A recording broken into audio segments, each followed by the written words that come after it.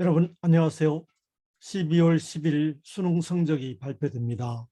수능 성적을 기초로 해서 수시에서 합격 여부가 판결이 되고요. 거기에 따라서 수시에 합격하느냐 안 그러면 수시에서 최저 등급을 맞추지 못해 불합격하여서 정시로 지원을 하여야 하는 경우도 있습니다.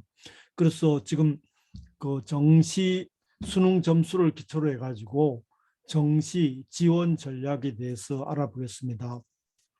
4년제 대학의 경우 통상적으로 가군, 나군, 다군에 가서 세 장의 카드가 있습니다. 이 세 장의 카드를 어떻게 쓸 것이냐, 상향을 쓸 것이냐, 안 그러면 안정을 택할 것이냐, 그런 것을 고려해야 되겠습니다. 재수를 생각해서라도 상향을 하는 수도 있고, 안정, 적정, 상향, 안정, 적정, 상향 이렇게 그것을 결정해야 됩니다.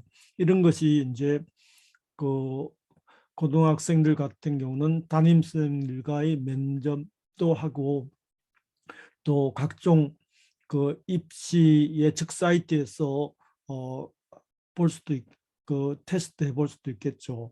그래서 일단 정시 최종 지원 전략에서 고려해야 될 요소를 종로 학원에서 정리한 것 같아서 제가 한번 정리해 보았습니다. 먼저 지금 정시가 가군, 나군, 다군인데 서울대가 나군으로 바뀌면서 고대, 연대가 가군 되면서 가군, 나군이 거의 대부분을 뽑습니다. 인문계, 자연계 모두 인문계에서 가군과 나군이 뽑는데 인문계에서는 가군에서 38%, 나군에서는 39%를 뽑습니다. 다군에서는 22.8%, 약 23%입니다. 인문계에서는 가군이 11,000명, 나군이 12,000명 가까이 되고 다군이 6,700명 가까이 됩니다. 자연계는 가군이 14,000명, 나군이 15,000명, 다군이 약 9,000명 가까이 뽑힙니다. 그래서 가군, 나군, 다군인데 가나군에서 거의 80% 가까이 뽑습니다. 그래서 가군, 나군에는 그만큼 경쟁률도 치열하고 신경을 써야 되겠습니다. 그리고 가군, 나군, 다군 외에서 뽑는 게 카이스트 15명, 강주 과학기술원 20명, 대구 경북과학기술원 10명, 유니스트 울산 10명, 한국에너지공대 10명 이렇게 해서 가군, 나군, 다군의 그 제한을 받지 않습니다. 그래서 대학을 할 때 일단 제일 먼저 할 것은 가군, 나군에서 먼저 주요 21개 대학, 스카이 대학, 그 다음에 10개 대학, 15개 대학 이런 접근으로 이렇게 지원 전략을 해야 한다고 되어 있습니다. 스카이 대학의 경우에서는 보면요. 스카이 대학은 이렇게 그 종로학원에서 이렇게 예측을 하고 있습니다. 스카이대, 서울대, 연대, 고대의 경우에서는 300점 만점에 국어, 수학, 탐구가 원점수가 약 270점 나오고 평균이 270점, 자연계가 265점, 그래서 257점부터 286점, 자연계는 261점부터 291점, 스카이 대학이 이렇게 나오고 그 다음에 주요 10개 대학은 성균관대학은 254점, 서강대는 255점, 한양대는 251점 이렇게 대학에 나오고 인문은 246점, 평균은 자연은 260점 이렇게 나옵니다. 그래서 스카이 다음에 성서한, 성균관대, 서강대, 한양대 이렇게 해서 어,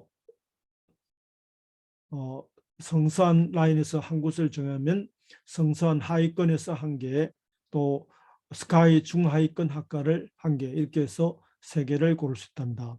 그 다음에 주요 15개 대학, 예를 들어 뭐 어떤 게 시립대라든지 외국어대 포함한 15개 대학, 그 다음에 주요 21개 대학이 있습니다. 그러면 21개 대학을 보면 역시 가군과 나군의 쏠림이 크다.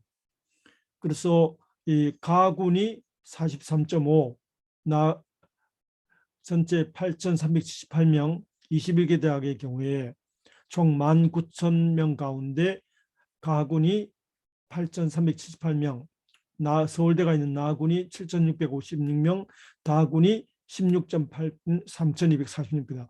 가군, 나군에 비해서 다군이 이렇게 굉장히 선발 인원이 적다. 또 선발 대학도 적다. 그러다 보니까 한 장을 골라야 되니까 경쟁률은 엄청나게 치열하다. 중앙대, 홍익대, 건대 등 일부 학과가 있고 대학이 그렇게 많지 않다. 그래서 가군, 나군에서 서울대나 연대나 고대 이렇게 합격하면 다군에서 이렇게 가군, 나군을 등록해가지고 다군이 경쟁률이 싹 인원이 빠진다. 그래서 이렇게 해서 의외의 결과 중앙대 경영학과 같은 굉장히 의의가 많다고 제가 알고 있는데요. 그래서 굉장히 선발대학과 인원이 적다. 그 다음에 의외의 변수가 많다. 주요 대학과 학원이 있다 보니까 빠져나간다. 그 다음에 다군은 충원율이 높고 최저 합격 점수의 변동이 매우 크기 때문에 의외의 결과가 나온다. 그래서 다군이 있어. 그래서 일단 가군, 나군에서 적정, 안정 한 곳, 상향 한 곳, 이것이 바람직하다고 되어 있습니다. 적정 하나, 안정 하나, 상향 하나.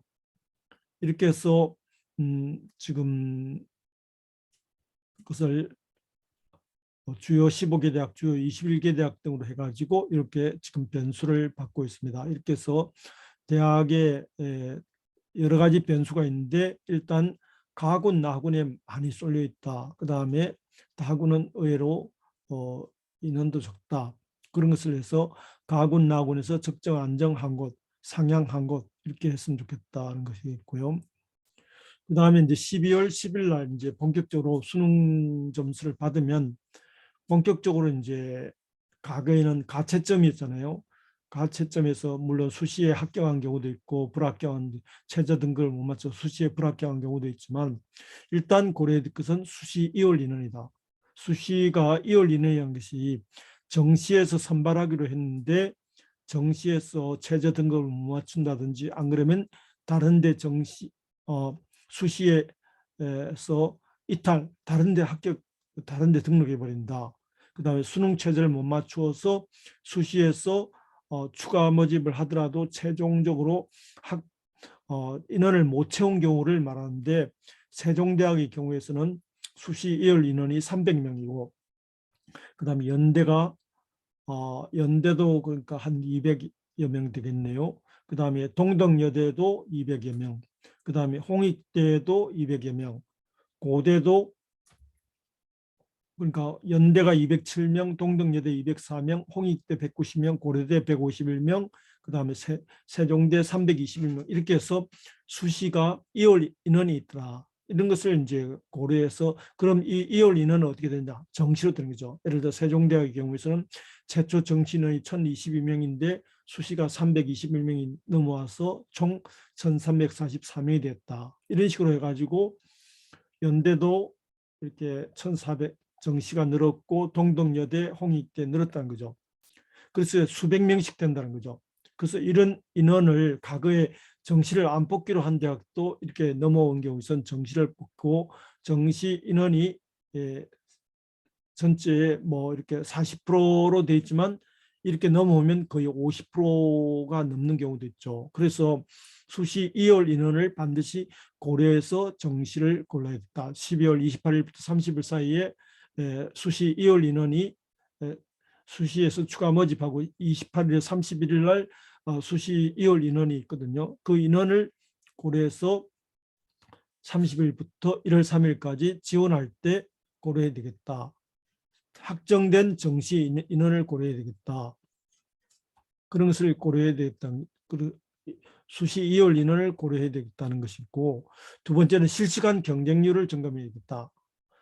각 대학에서 하루에 2번 정도 이렇게 2 내지 3번 경쟁률을 발표합니다. 홈페이지에 가보면 각 대학 입시 홈페이지 가보면 실시간으로 이렇게 그 몇 명이 지원했다, 몇 명이 지원했다 이런 게 나오거든요. 그런 것을 고려해 가지고 경쟁률이 최근 3개년 평균 대비 높아지면 합격선이 상승할 것이고 떨어지면 합격선이 하락할 것이다. 그렇게 해서 실시간 경쟁률을 고려해서 적정을 할 것이냐 상향을 할 것이냐 안 그러면 안정을 택할 것이냐 이것을 실시간 경쟁률을 고려한다. 특히 마지막 날 어떻게 보면 그 실시간 경쟁률을 고려하는 것이 좋겠죠.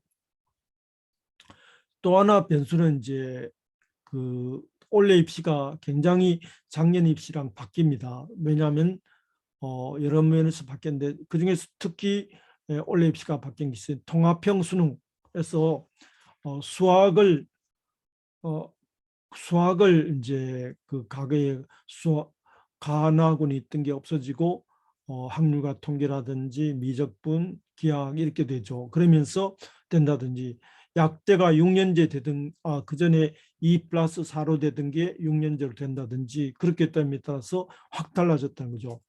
더군다나 원래 수능에서도 수학이 굉장히 그 이과생들이 강세가 되면서 가채점 결과 이과생이 약 90% 가까이가 1등급을 차지하고 2등급도 이렇게 높게 나오면 상대적으로 이 수능에서 수학에서 높은 등급을 받은 이과생들이 문과로 교차 지원할 가능성이 높다. 경영 경제라든지 이런 쪽에 교차 지원을 할 가능성이 높아가지고 이렇게 굉장히 경쟁률이 높아질 것다. 이런 것도 예년하고 다른 것이다.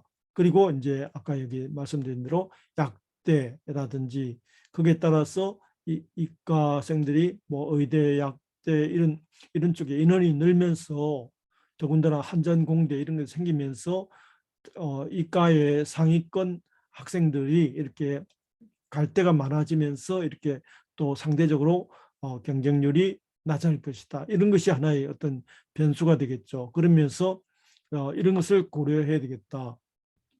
여러 가지 변수가 있지만 수시에 올리는 실시간 경쟁률, 이과생의 교차 지원. 자, 이러기 위해서는 일단 수능 점수를 받고 나서 그 담임생하고 상의하고 학부모님과 상의하고 그 다음에 각종 그 사이트에서 예상 점수를 확인해보고 또 모의 지원을 해본다든 등 해가지고 지원의 예측성을 높이기 위해서는 가급적 규모가 큰데 를 하는 것이 조그만 인원을 하면 그만큼 예측성이 떨어지고 그 다음에 최근 지원 경쟁률이 최근 3개년 평균과 비슷한 곳을 위주로 지원 전략을 짜는 것이 좋다고 이렇게 나오고 있습니다. 그래서 이런 것을 고려하여서 여러분들이 지금 10일 날 점수를 받아가지고 그 다음에 12월 28일에서 30일 날 수시가 이제 최종 발표 나고 그 다음에 거기에 따라서 12월 30일부터 1월 3일까지 정시 지원을 잘 하셔야 될 것 같습니다. 매우 그 수능을 본 수험생들에게서는 중요한 시간이기 때문에 부모님들도 좀 신경을 써서 정시에서 좋은 결과를 얻도록 이렇게 도와주셨으면 합니다. 감사합니다.